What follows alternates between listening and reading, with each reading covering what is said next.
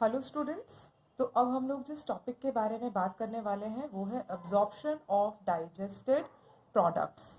यहाँ पर हमें सबसे पहले जानने की बात ये है कि जो अब्जॉर्प्शन का एंटायर प्रोसेस होता है और इस अब्जॉर्प्शन के प्रोसेस से जो एंड प्रोडक्ट्स हैं ऑफ डाइजेशन ये पास करते हैं थ्रू इंटेस्टाइनल म्यूकोसा और इंटेस्टाइनल म्यूकोसा से होते हुए ये या तो ब्लड में चले जाएंगे या तो लिम्फ में चले जाएंगे।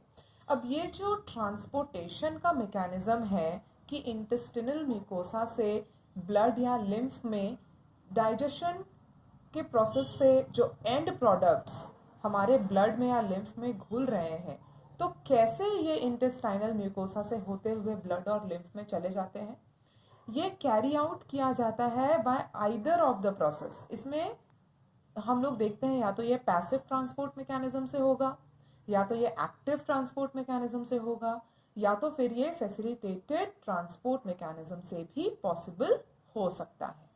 लेकिन कुछ सब्सटेंसेस ऐसे हैं जिनमें हम सिंपल डिफ्यूजन भी देख सकते हैं, लाइक ग्लूकोज जो एक मोनोसैकेराइड है, अगर हम इसकी बात कर लें, अमाइनो एसिड्स की बात करें, कुछ इलेक्ट्रोलाइट्स हैं, फॉर एग्जांपल के लिए अगर हम क्लोराइड आयंस ले लेते हैं तो ये सब का जो सिंपल डिफ्यूजन हम लोग देखते हैं इंटरनल म्यूकोसा से ब्लड या लिम्फ में, ये सिंपल डिफ्यूजन के माध्यम से भी अब्सॉर्ब हो जाते हैं। अब चाहे हम किसी भी तरह का ट्रांसपोर्ट मैकेनिज्म की बात करें या किसी भी तरह का डिफ्यूजन का अगर हम लोग यहाँ पे बात करें तो यहाँ पर सबसे इम्पॉर्टेंट रोल प्ले करता है कंसंट्रेशन ग्रेडियंट।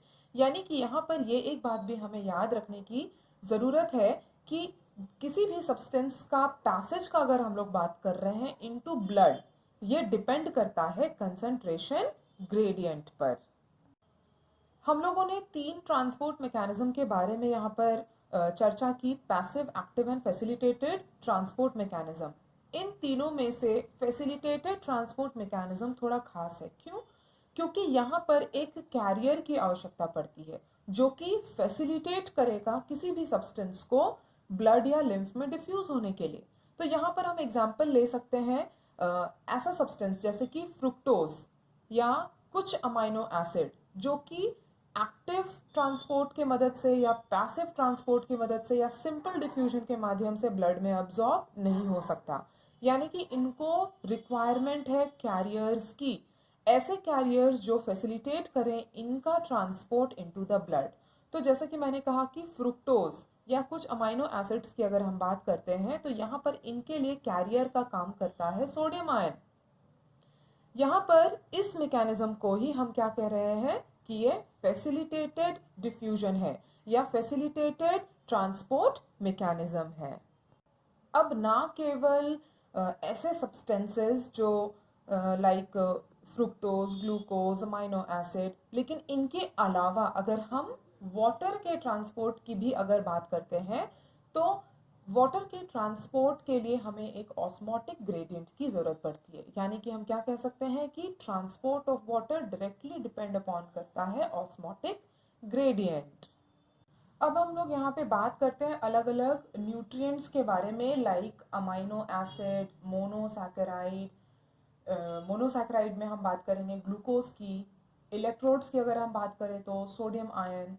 ये सारी चीज़ें जिसको मैंने अभी गिनाया, amino acid, glucose, sodium ion, ये अब्जॉर्ब होते हैं into the blood by this mechanism. कौन सा मैकेनिज्म? एक्टिव ट्रांसपोर्ट मैकेनिज्म के थ्रू ये सारे न्यूट्रिएंट्स रेडली ब्लड स्ट्रीम में अब्जॉर्ब हो जाते हैं।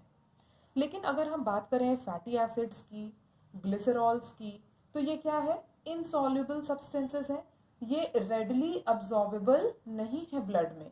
यानी कि इनकी फैसिलिटेशन के लिए हमें कुछ ना कुछ दूसरा उपाय लगाना पड़ेगा।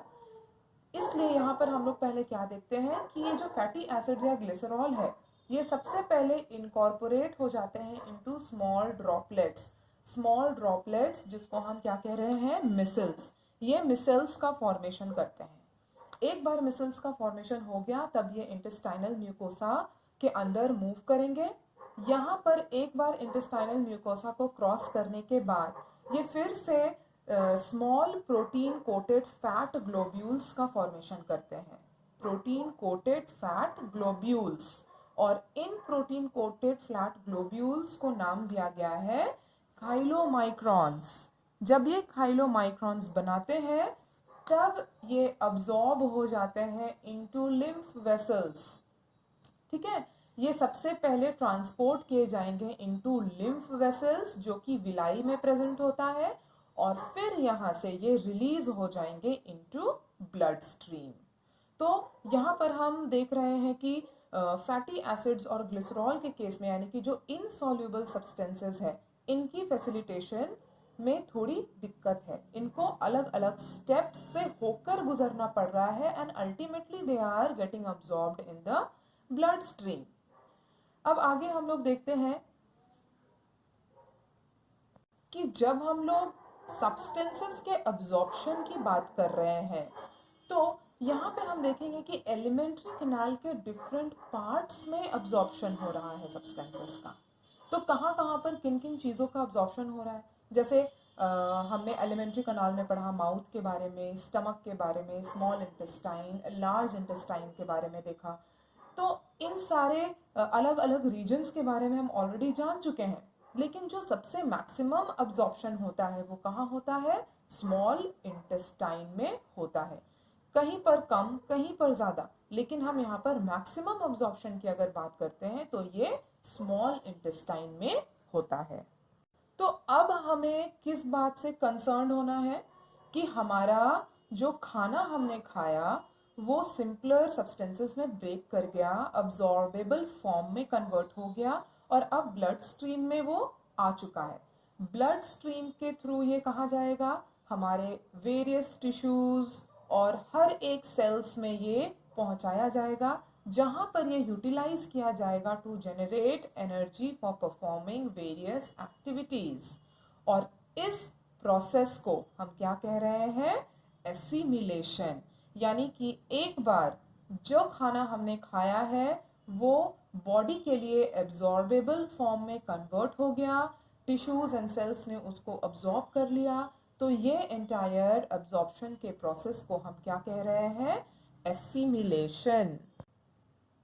अब जितने भी ज़रूरत की चीज़ें थी उस फूड में जिसे हमने खाया वो तो बॉडी ने अब्जॉर्ब कर लिया, लेकिन जो डाइजेस्टिव वेस्ट जनरेट हुआ है हमारे बॉडी में वो एक जैसे हमने ऑलरेडी एक टर्म पढ़ा है फीसेस, एक सॉलिड फीसेस में ये कन्वर्ट हो जाता है और ये कहाँ जाकर स्टोर होता है टेम्पररीली? ये रेक्टम में जाकर स्टोर होता है। फिर एक न्यूरल रिफ्लेक्स होगा। ये न्यूरल रिफ्लेक्स किस में हेल्प करता है? एक अर्ज या एक डिजायर क्रिएट करने में हेल्प करता है कि हमें क्या करना है, अब इस फीसेस को अपने बॉडी से रिमूव कर देना है। तो अल्टीमेटली हम लोग क्या कर रहे हैं? ईजेशन। तो एंटायर डाइजेशन के प्रोसेस का जो लास्ट पार्ट है ये ईजेशन ही है। इसमें हम क्या कर रहे हैं? जो अनवांटेड मटेरियल हमारे बॉडी में जमा हो गया है एज अ वेस्ट, इसको हम क्या कर रहे हैं? एनल ओपनिंग के थ्रू इसको बॉडी से बाहर फेंक देते हैं। ये एक वॉलंटरी प्रोसेस है और ये कैरी आउट होता है बाय मास पेरिस्टाल्टिक मूवमेंट। अब आखिर में हम लोग डाइजेस्टिव सिस्टम में कुछ डिसऑर्डर्स जो होते हैं इसके बारे में डिस्कस कर लेते हैं। किसी भी कारण से, चाहे वो बैक्टीरियल हो या वायरल हो, किसी भी तरह के इन्फेक्शन के वजह से जब हमारा डाइजेस्टिव सिस्टम डिस्टर्ब हो जाता है तो बहुत सारे डिसऑर्डर्स का कारण ये बनने लगता है। हम कह सकते हैं कि जो हमारा इंटेस्टाइनल ट्रैक्ट है इसमें इन्फ्लेमेशन होना ये बहुत कॉमन सी बात है और ये होता ही है ड्यू टू बैक्टीरियल और वायरल इन्फेक्शंस। और ये जो इन्फेक्शंस है ये कॉज होते हैं due to some parasites as well. बहुत सारे पैरासाइट्स का भी यहाँ पे हाथ होता है जो बहुत सारे डाइजेस्टिव डिसऑर्डर्स को अंजाम देने में पॉसिबल हो जाते हैं। लाइक टेप वर्म एक पैरासाइट है, round worm, thread worm, hook worm, pin worm. तो हो सकता है कि अनहाइजेनिक खाने पीने के वजह से ये पैरासाइट जो पहले से हमारा बॉडी में तो नहीं है लेकिन हो सकता है कि ये अनहाइजेनिक खाने पीने के वजह से हमारे बॉडी में चला जाए और ये हमारे बॉडी को बहुत ज़्यादा हार्म करता है, हमारे डाइजेस्टिव सिस्टम को बहुत ज़्यादा डिस्टर्ब करता है। तो आगे आगे हम लोग देखते हैं कि कौन कौन से डिसऑर्डर्स हम डाइजेस्टिव सिस्टम से रिलेटेड देख सकते हैं। सबसे पहला डिसऑर्डर हम यहाँ पे देख रहे हैं जॉन्डिस के बारे में। बहुत लोगों को किसी ना किसी पॉइंट ऑफ टाइम पे जॉन्डिस से सामना करना पड़ा होगा। तो जॉन्डिस में बेसिकली क्या होता है, हमारा लिवर बहुत ज़्यादा अफेक्टेड होता है, हमारा लिवर बहुत ज़्यादा कमज़ोर हो जाता है इस बीमारी की वजह से। और इस बीमारी को हम कैसे आइडेंटिफाई कर पाते हैं विजुअली, जो हमारी स्किन है, जो हमारे आईज हैं, आई का जो वाइट पोर्शन है ये येलो कलर का में हो जाता है। और ये येलोइश कलर क्यों आ जाता है, येलो टिंट क्यों आ जाता है हमारे स्किन और आई में, due to deposition of bile pigments. Digestive system में एक और डिसऑर्डर यहाँ पे हम लोग कह सकते हैं वॉमिटिंग।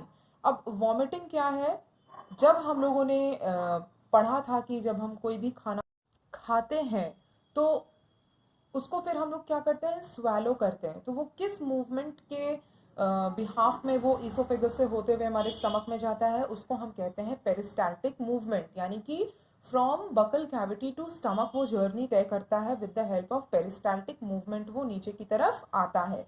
लेकिन यहाँ पर हम क्या देख रहे हैं कि एक रिफ्लेक्स एक्शन के वजह से ये स्टमक में जो खाना है वो माउथ से होते हुए बाहर अगर आए तो इसको हम क्या कह रहे हैं, वॉमिटिंग कह रहे हैं। और इसको हम टर्मिनोलॉजिकल वर्ड में हम इसको क्या कह सकते हैं, एंटी पेरिस्टाल्टिक मूवमेंट। तो वॉमिटिंग में बेसिकली क्या हो रहा है, एंटी पेरिस्टाल्टिक मूवमेंट। और इस एंटी पेरिस्टाल्टिक मूवमेंट के वजह से जो स्टमक में खाना है वो माउथ के थ्रू क्या होता है, बाहर आता है। तो वॉमिटिंग बेसिकली क्यों होती है, हो सकता है कि पेट अपसेट हो गया है, कुछ खा लिया है, या हमारा स्टमक जो है उस फूड को जो हमने खाया है उसको डाइजेस्ट नहीं कर पा रहा है, तो इस वजह से भी वॉमिटिंग हो सकती है। फिर एक और कंडीशन हम देखते हैं जिसको हम कहते हैं डायरिया। बेसिकली हमने अभी जस्ट देखा है कि जो अनडाइजेस्टेड फूड वेस्ट होता है, अनडाइजेस्टेड वेस्ट जिसको हम बोल रहे हैं, जो हमारे बॉडी में जनरेट होता है, जितने भी एब्जॉर्बेबल सब्सटेंस हैं वो अब्जॉर्ब हो गए, लेकिन जो अब्जॉर्ब नहीं हो पाया हमारे बॉडी में वो एज अ वेस्ट मटेरियल हमारी बॉडी में रह जाता है, जिसको हमें क्या करना है, इजेशन करना है, उसको बॉडी से बाहर फेंक देना है।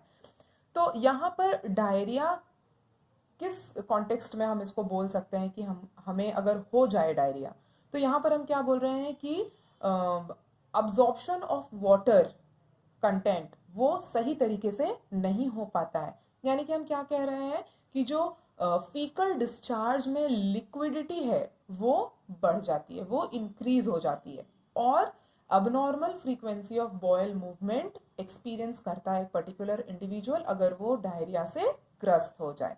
तो इसका भी होने का अलग अलग कारण है। हो सकता है कि ये भी अनहाइजेनिक फूड कंज्यूम करने के वजह से, अनहाइजेनिक वाटर यूज़ करने के वजह से, या हो सकता है कि किसी भी कारण से अगर कोई इन्फेक्शन हमारे बॉडी में हो जाए, हमारे डाइजेस्टिव सिस्टम में हो जाए, तो एक ये डायरिया भी हो सकता है।